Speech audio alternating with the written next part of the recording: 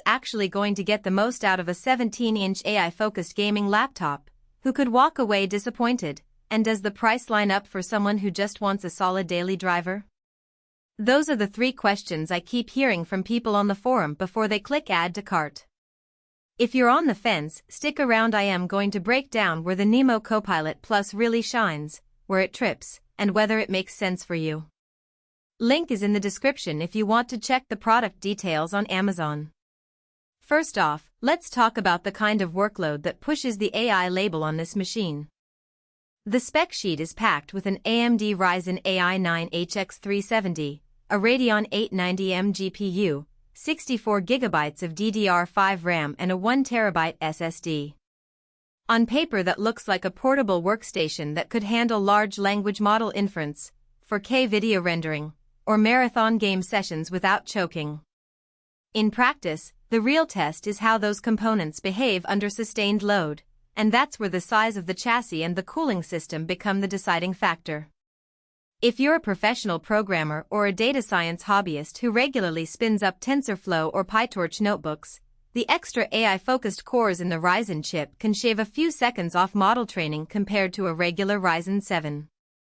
I've seen a few creators on YouTube run mid-sized transformer models on similar hardware and report smoother iteration cycles, mainly because the chip can offload some matrix math to the integrated NPU.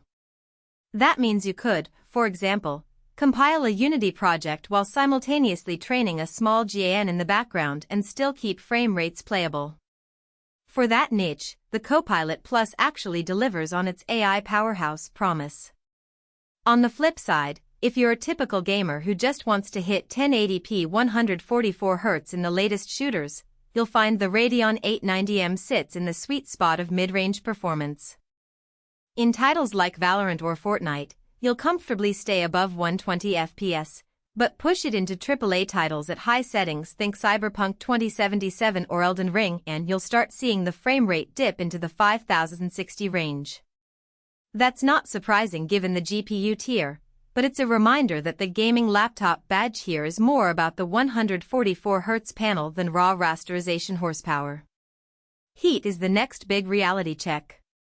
A 17.3-inch chassis gives the engineers a bit more surface area for fans, but the machine is still crammed with a high TDP CPU, a discrete GPU, and a massive 64GB of RAM, all of which generate heat when you're pushing them for hours. In real-world tests, the fans spin up aggressively once you've hit sustained load, producing a noticeable whine that can be distracting in a quiet room. I ran a 2-hour coding marathon with a series of compile-heavy C++ projects, and the fan noise hovered around 55 dBA, which is louder than a typical office printer. If you plan to use the laptop in a shared space or stream while you work, you might need to invest in a decent pair of noise-canceling headphones. Battery life is another practical concern that often gets glossed over in marketing videos. The Copilot Plus ships with a high-capacity battery designed to last through all-day power, but the combination of a 144Hz panel and a power-hungry CPU means you'll be looking at roughly 4 to 5 hours of mixed-use, some browsing, a bit of video playback, and a short gaming session. If you're traveling and can't plug in for long stretches, that's a limitation. The good news is the 100W PD GAN charger can juice the laptop from 0% to 80% in about an hour, so a quick charge during a coffee break can get you back in the game. Just be aware you'll still need to keep the power brick handy for anything longer than a brief stint. Port selection is where the Copilot Plus tries to future-proof itself. The inclusion of USB 4.0, essentially a Thunderbolt-compatible port, means you can dock a 4K monitor, hook up external SSDs, or run an external GPU enclosure if you ever need that extra punch.